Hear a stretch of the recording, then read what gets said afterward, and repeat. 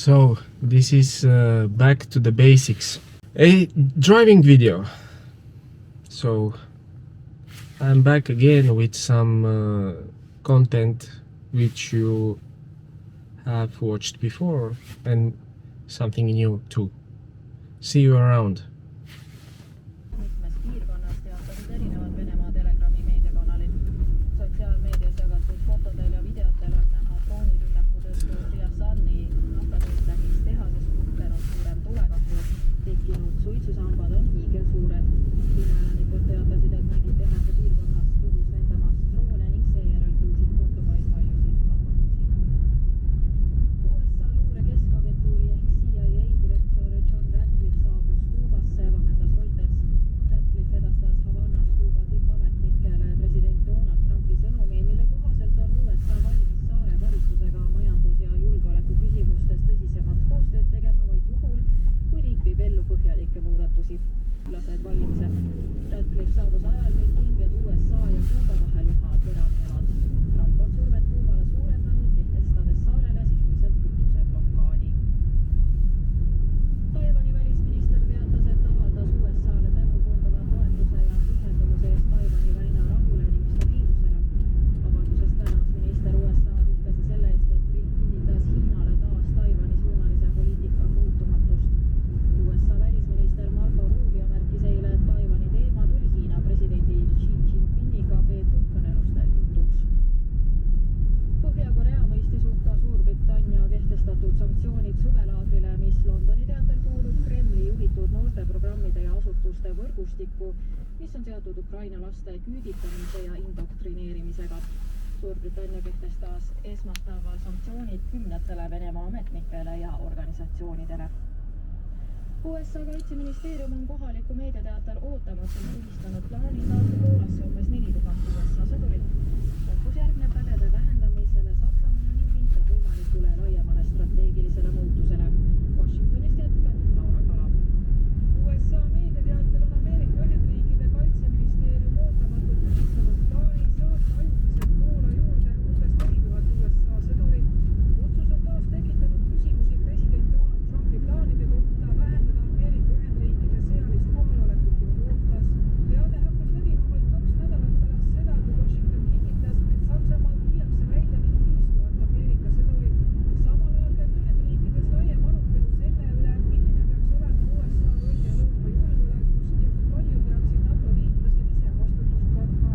Washingtonis tegutseva mõttekoja Stimson Centeri vanemteadur Kelly Grieco sõnas, et Ameerika Ühendriikides nähakse praegu suurima strateegilise väljakutsena hoopis Aasiat ja Indo-Vaikse ookeani piirkonda.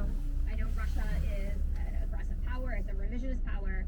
Ma tean, et Venemaa on agressiivne jõud, kuid Ameerika Ühendriikides peetakse väga ebatõenäoliseks, et Venemaa suudaks saavutada Euroopas hegemoonia. Seetõttu on Euroopa tähtsus paratamatult väiksem võrreldes Indo-Vaikse ookeani piirkonnaga, sest seal on USA jaoks kaalul suuremad huvid ja suuremad ohud, ütles julgeolekuekspert ERR-ile antud intervjuus. USA president Donald Trump on korduvalt kritiseerinud Euroopa riike liiga madalate kaitsekulutuste pärast ning nõudnud Kasimil 6 oli Tartus, Narvas ja Võrus 5, Kuressaares 7, Tallinnas 9 ning Pärnus 10 kraadi. Täna on vähese ja vahelduva pilvisusega ilm, kohati sajab vähest vihma.